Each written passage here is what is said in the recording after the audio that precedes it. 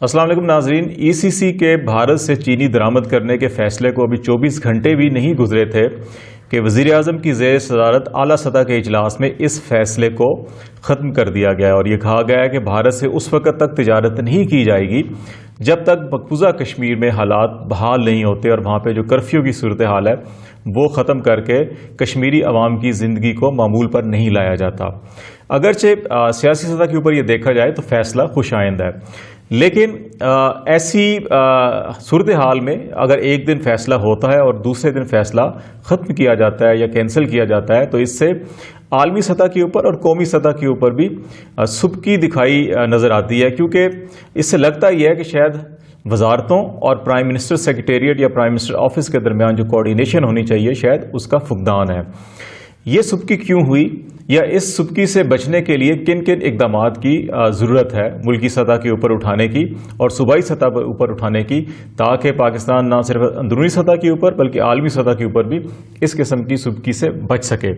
आज हम इसी हवाले से बात करेंगे और इस चीज़ का जायज़ा लेंगे कि पाकिस्तान को नंबर 1 ऐसी ज़रूरत क्यों पड़ी कि पाकिस्तान को इंडिया के साथ कशीदा तल्लुकात के बावजूद तिजारत खोलनी पड़ी और ये फ़ैसला किया कि कॉटन और चीनी इंपोर्ट की जाएगी, लेकिन 24 घंटों के अंदर अंदर इस फैसले को वापस लिया गया। और फिर ये देखना होगा कि पाकिस्तान के अंदर जो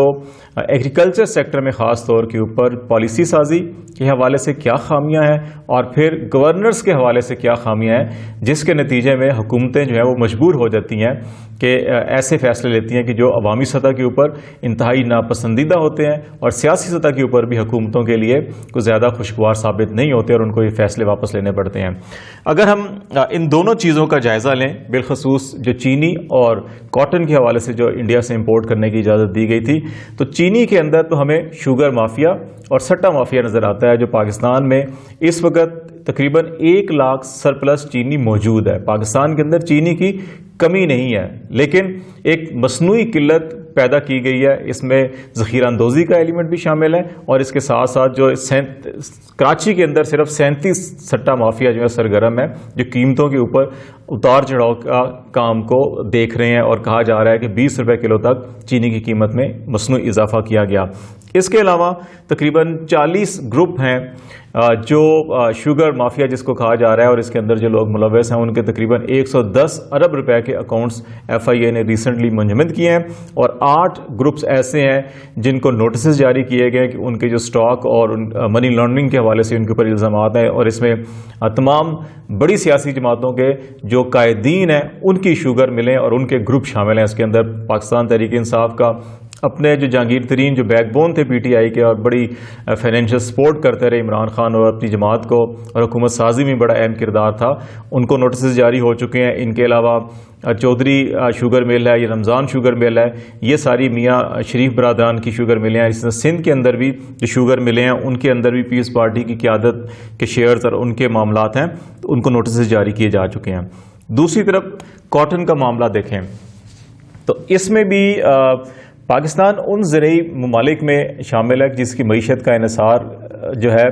कि बिलखसूस जो टेक्सटाइल सेक्टर है ये एक मेजर क्रॉप में पाकिस्तान की आता है और इससे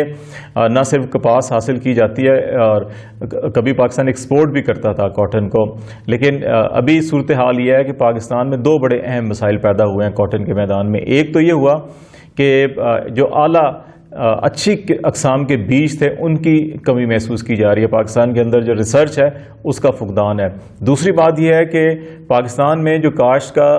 ज़ेर काश्त रकबा था उसमें बड़ी तेज़ी से कमी आ रही है। हाउसिंग सेक्टर जो है वो बढ़ रहा है, हाउसिंग सोसाइटियाँ साउथ पंजाब में और सिंध के अंदर भी डेवलप हुई हैं और बिलखसूस साउथ पंजाब में जो हाउसिंग सोसाइटी हुई हैं उसने कॉटन के एरिया को बड़ा इम्पैक्ट किया। दूसरा, बीज की कमी की वजह से और किसानों को जो इंसेंटिव है उसकी मेहनत की मजदूरी है बर वक्त नहीं मिलती या इंसेंटिव नहीं मिलता, जिसकी वजह से ज़ेर काश्त रकबा जो है वो भी तकरीबन 22 लाख एकड़ जो है वो कम हुआ है। और अगर पैदावार का